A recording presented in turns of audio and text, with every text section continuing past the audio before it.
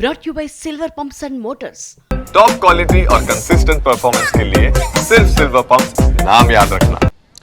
నీట ముంచినా పాల ముంచినా ఇక మంత్రులదే బాధ్యత. ఇన్నాళ్ళు ఒక లెక్క, ఇకపై మరొక లెక్క.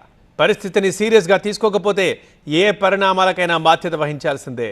ఇది క్లుప్తంగా మంత్రులకు సీఎం రేవంత్ రెడ్డి ఇచ్చిన స్వీట్ వార్నింగ్. అలాగే గట్టు దాటిన పార్టీ నేతల్ని కూడా ఇకపై ఉపేక్షించేది లేదని 3వ నెంబరు ప్రమాద హెచ్చరికలు జారీ చేశారు సీఎం.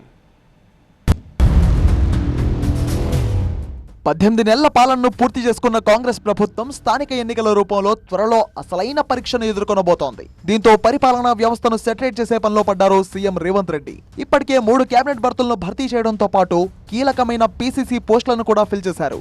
ఇదే క్రమంలో గాంధీ భవన్ లో జరిగిన పీసీసీ రాజకీయ వ్యవహారాల కమిటీ సమావేశంలో ప్రసంగించిన రేవంత్ మంత్రుల పనితీరుపై అసంతృప్తిని వ్యక్తం చేశారు. నిధులు, బాధ్యతలు అన్నీ ఉన్నా కూడా ఇన్ఛార్జ్ మంత్రులు వాటిపై దృష్టి పెట్టడం లేదన్నారు. త్వరలో జరగనున్న స్థానిక ఎన్నికల బాధ్యతంతా ఇన్ఛార్జ్ మంత్రులదే అని స్పష్టం చేశారు ఆయన. నామినేటెడ్ పోస్టులతో పాటు జిల్లాలో పదవుల భర్తీపై కూడా దృష్టి పెట్టాలని నిర్దేశించారు. పార్టీని గ్రామ స్థాయి నుంచి బలోపేతం చేయడంతో పాటు ఇందిరమ్మ పాలన విజయాలను జనాల్లోకి తీసుకువెళ్లాలని పీఏసీ నిర్ణయించిందని చెప్పారు deputy CM Bhatti Vikramarka. Party organisation సంబంధించి at all levels, even state లెవెల్లో కూడా స్ట్రెంథనింగ్ చేయటం కోసం తీసుకోవాల్సిన చర్యల గురించి సంపూర్ణంగా చర్చించి ఒక నిర్ణయం కూడా వారు చెప్పడం జరిగింది. రాష్ట్ర కాంగ్రెస్ కమిటీ ఆధ్వర్యంలో వారు ఏ రకంగా ముందు పోవాలో కూడా వారు సూచించడం జరిగింది. ముఖ్యమంత్రిగా బాధ్యతలు చేపట్టిన తర్వాత పార్టీ అంశాలపై పెద్దగా మాట్లాడని రేవంత్ రెడ్డి పీఏసీలో పార్టీ నేతలకు కూడా హెచ్చరికలు జారీ చేశారు. గాంధీ భవన్ లో ఇంకోసారి ధర్నాలు చేయొద్దని నేతలకు వార్నింగ్ ఇచ్చారు.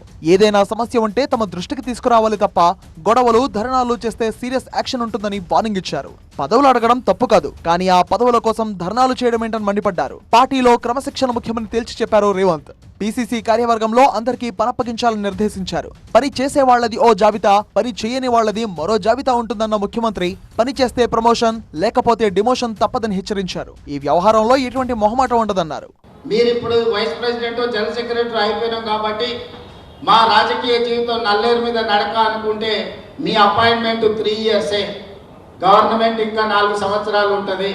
దాదాపు 3.5 సంవత్సరాలు, 6 నెలలు. ఎట్లాగూ 2029లో ఎన్నికలు వస్తాయంటున్నారు కాబట్టి ఇంకా 4 ఏళ్ళు ప్రభుత్వం ఉంటుంది.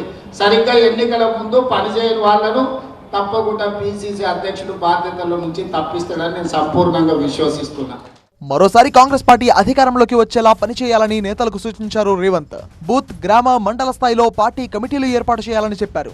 జూబ్లీహిల్స్ ఉప ఎన్నిక కోసం పార్టీని సిద్ధం చేయాలని మంత్రులకు, పార్టీ నేతలకు నిర్దేశించారు రేవంత్. ఉప ఎన్నికల్లో పోటీ చేసే పార్టీ అభ్యర్థి ఎవరు అనేది అధిష్టానం ప్రకటిస్తుందని, నేతలు ఎవరికి వారు తానే అభ్యర్థి అని చెప్పుకోవద్దని స్పష్టం చేశారు రేవంత్.